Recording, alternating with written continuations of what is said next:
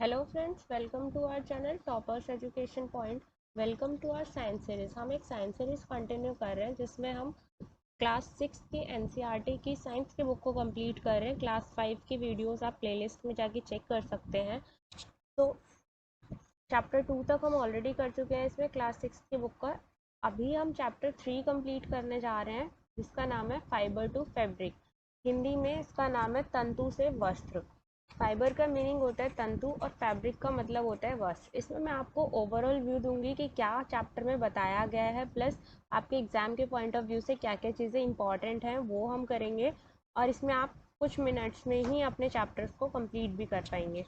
तो यहाँ पे पहेली और बूझों के बारे में बताया गया। वो अपने स्कूल में साइंस क्विज कंपटीशन में जीते हैं और उस प्राइज मनी को वो अपने पेरेंट्स के लिए क्लोथ्स पर खर्च करना चाहते हैं।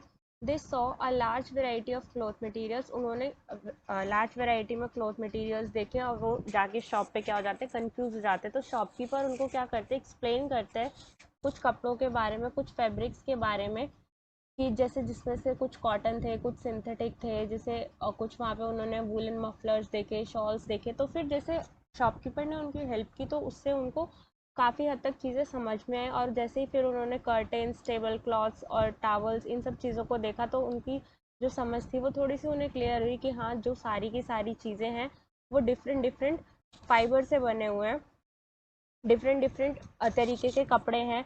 तो let's see, can you also identify some fabrics. क्या आप कुछ फैब्रिक्स को पहचान सकते हैं। इसमें आपकी फर्स्ट एक्टिविटी दी है कि जिसे आप टेलर की शॉप पर जाएंगे, जो भी आपके पास हो, तो वहाँ पे जैसे पीसीस कटे हुए होते हैं, वो जब कपड़े सिलते हैं तो आप उनको देख के टेलर की हेल्प से पहचान सकते हैं कि कौन सा कॉटन का क्लॉथ है, कौन सा सिल्क है, एंड विच वन इज़ वूल और which one is synthetic fibre. And next second activity है आपकी कि आपको क्या करना है, एक पीस लेना है क्लोथ का। और जैसे कि आपने ये देखा होगा कि जो क्लोथ में जैसे कटिड जो पीस होता है उसमें ऐसे धागे निकले होते हैं। तो ये जो थ्रेड होता है इसको अगर आप खींचेंगे तो ये पूरा का पूरा बाहर निकल के आ जाता है। Now try to find a loose thread और yarn at one edge and pull it out. तो आपको उस पीस में से क्या करना है, उस क्लोथ में से यार्न को बाहर खींचना है। यार्न का मतलब होता है धागा। इसको हम थ्रेड भी बोल सकते हैं और यार्न भी बोल सकते हैं। और अगर वहाँ पे कोई भी ऐसा लूज यार्न आपको इस कपड़े में विजिबल नहीं होता है तो आप पिन या फिर निडल की हेल्प से क्या कर सकते हैं, इसको खींच सकते हैं, जैसा कि इस पिक्चर में आपको विजिबल हो रहा है। We find that fabric is made up of yarn arranged together. तो हमें इससे क्या पता चल रहा है कि जो फैब्रिक है, जो कपड़ा है, वो किससे मिलकर बना है, यार्न से। मतलब यार्न को एक साथ अरेंज किया जाता है, धागे को एक साथ अरेंज किया जाता है, जिससे हमें फैब्रिक मिलता है। नेक्स्ट है आपका फाइबर। फाइबर का मीनिंग होता है तंतु। यहाँ पे आपको एक एक्टिविटी दी है, एक्टिविटी 3। इसमें आपको क्या करना है, जैसे अभी यहाँ पे हमने क्या निकाला था, ये थ्रेड निकाला। अब ये जो थ्रेड होता है, ये जो यार्न होता है, इसको हम यार्न भी बोल सकते हैं और थ्रेड भी बोल सकते हैं। जब इस यार्न को आप ऐसे थंब से रब करेंगे तो आप देखेंगे कि इसमें से टू स्प्लिट्स, ये स्प्लिट हो जाता है टू थिन स्ट्रैंड्स में। ठीक है, तो ये जो थिन स्ट्रैंड्स होते हैं ये क्या होता है और ये कैसे, मतलब क्या निकल जाता है। जब आपने देखा होगा, आप सुई में धागा डालते हैं तो वो जो धागा होता है वो सेपरेट हो जाता है। इसमें थिन स्ट्रैंड्स में, मतलब दो पतले पतले धागे जैसे उसमें से और निकल के आ जाते हैं, तो उसको हम क्या बोलते हैं, थिन स्ट्रैंड्स। तो उसमें से कुछ स्ट्रैंड्स निकल के आते हैं जिसकी वजह से हमें सुई में धागा डालने में प्रॉब्लम होती है। The thin strands of thread that we see are made up of still thinner strands. तो ये जो पतले पतले स्ट्रैंड्स होते हैं थ्रेड के, ये किससे मिलकर बने होते हैं, ये और थिनर स्ट्रैंड से मिलकर बने होते हैं, जिसको हम क्या बोलते हैं, फाइबर्स।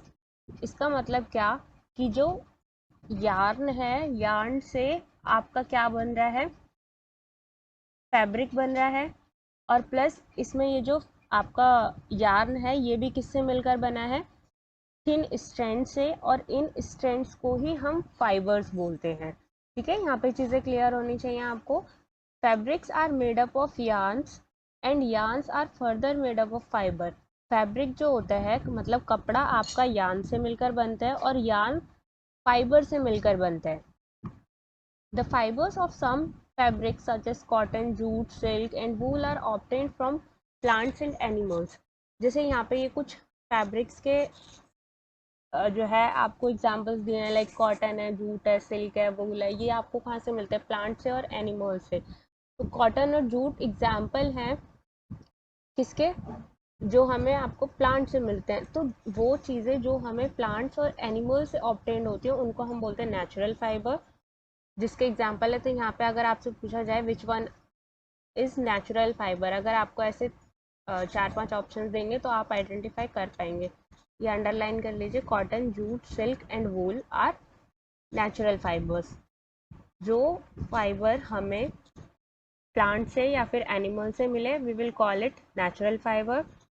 और कुछ ऐसे होते हैं जिनको मैनमेड से जो हम जिनको हम ह्यूमन बींग्स बनाते हैं, जो कुछ केमिकल्स की हेल्प से बनाया जाता है, उसको हम बोलते हैं सिंथेटिक फाइबर। क्या बोलते हैं उसको? Synthetic fibre. ये हमें प्लांट से या फिर एनिमल से नहीं मिलते।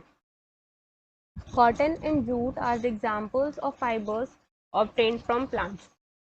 कॉटन जूट एग्जाम्पल है उन फाइबर का जो हमें प्लांट से मिलते हैं। Wool and silk fibre are obtained from animals. और जो वूल और सिल्क फाइबर है ये हमें एनिमल से मिलते हैं। Wool is obtained from the fleece of sheep और गॉट। वूल हमें किससे मिलेगी? शीप से या फिर गॉट के फ्लीस से, मतलब जो उसके बाल होते हैं गॉट के और शीप के, उससे मिलते हैं। It is also obtained from the hair of rabbits, yak and camels. और वूल हमें और किस किस से मिलती है? हेयर ऑफ रैबिट से। तो इसमें आपको कंफ्यूज नहीं होना है। अगर आपको ऐसे 4-5 ऑप्शन दिए जाएंगे, शीप, गॉट, रैबिट, याक और कैमल, तो ये सारे ही ऑप्शंस ठीक है। इन सभी से हमको वूल मिलती है, याक से भी और कैमल से, ऊँट से भी मिलते हैं। Silk fibre is drawn from the cocoon of silk worm. और जो सिल्क फाइबर होता है वो हमें सिल्क वॉर्म के कुकुन से मिलता है, जो कीट रेशम कीट होते हैं उनसे मिलता है। For thousand of years natural fibres were the only ones available for making fabrics.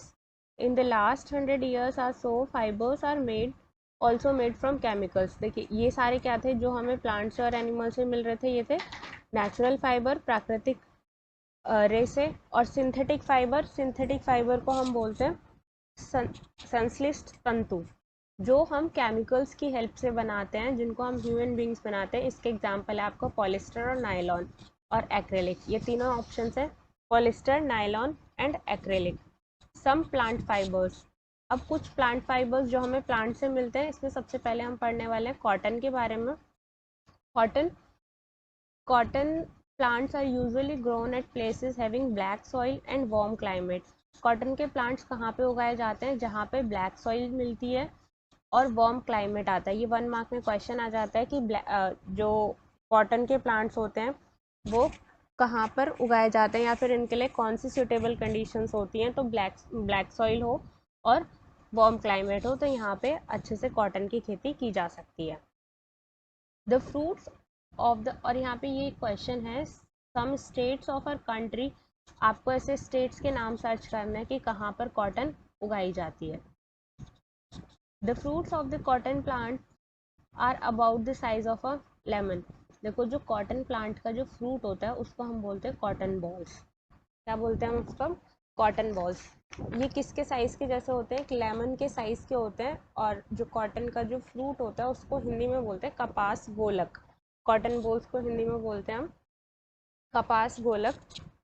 After maturing the balls burst open the seeds covered with cotton fibres can be seen.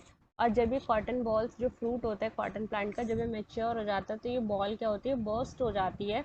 Burst होने के बाद जो सीड कवर होता है cotton fibre से वो हमें दिखने लग जाता है। मतलब जो कॉटन का सीड है वो हमें विजिबल होने लग जाएगा जब वो बर्स्ट हो जाएगा।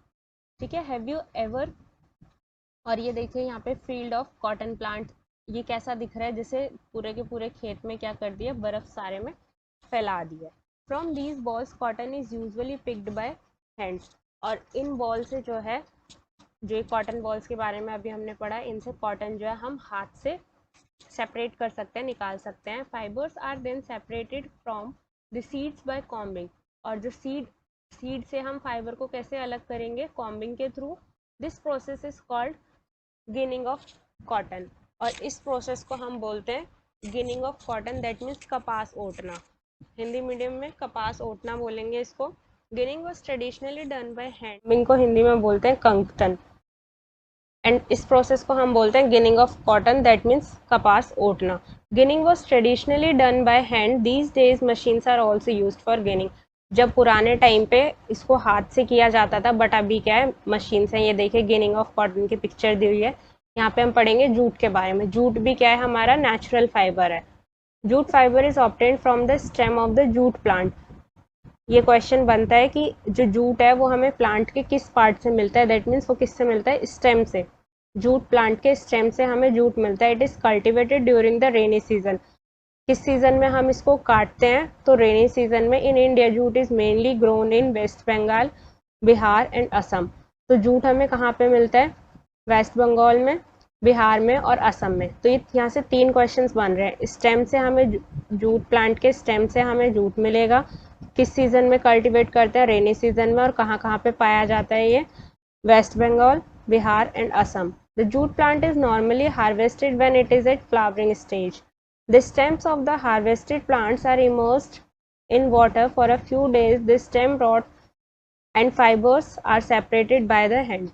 जूट प्लांट को हम नॉर्मली कट करते हैं फ्लावरिंग स्टेज पे, और जो स्टेम होता है, stem of the harvested plants, और जो स्टेम होती है कटे हुए प्लांट्स की, उसको हम कुछ दिनों के लिए जो है पानी में डुबा के रखते हैं। ऐसा करने पर जो तने हैं स्टेम से वो गल जाते हैं और उन्हें पटसन तंतुओं से हाथों द्वारा पृथक कर दिया जाता है। दैट मीन्स कि जो स्टेम होते हैं हार्वेस्टेड प्लांट्स के, उसको हम जब कुछ दिनों के लिए पानी में डुबाएंगे, उसके स्टेम रॉड को, वो गल जाने के बाद में हम स्टेम रॉड को और फाइबर को अपने हैंड से क्या कर सकते हैं, अलग कर दिया जाता है उसके बाद। और हमें फाइबर बनाने के लिए, फैब्रिक बनाने के लिए, इन सारे के सारे फाइबर्स को पहले कन्वर्ट करना पड़ता है किसमें, यार्न में। How is it done, spinning cotton yarn, सूती तागे की कताई। और जूट को हम हिंदी में पटसन भी बोलते हैं। अगर पटसन या जूट कुछ भी लिखा है तो आपको कंफ्यूज नहीं होना है। Spinning cotton yarn that means सूती तागे की कताई। कताई कैसे की जाती है, you can try something cotton yarn yourself. The process of making yarn from fibers is called spinning. Yarn से, फाइबर से जो है यार्न बनाने के प्रोसेस को हम क्या बोलते हैं, स्पिनिंग। 1 मार्क में फिर से question, the process of making yarn from fibres is called spinning. Fibre से यार्न बनाने के प्रोसेस को हम बोलते हैं spinning. A simple device used for spinning is a hand spindle, also called तकली। और जो डिवाइस होती है स्पिनिंग के लिए, उसको हम क्या क्या बोलते हैं, एक तो हैंड स्पिंडल होता है और उसको हम और क्या बोलते हैं, तकली। चरखा, हस्त तकुआ बोलते हैं, और इसको और क्या बोलते हैं हम, तकली। 2 नाम है, हस्त तकुआ और तकली। हाथ से प्रचलित कताई में उपयोग होने वाली एक अन्य युक्ति क्या है, चरखा। और जो दूसरी डिवाइस है जो आप हैंड से ऑपरेट करते हैं, उसको हम क्या बोलते हैं, चरखा।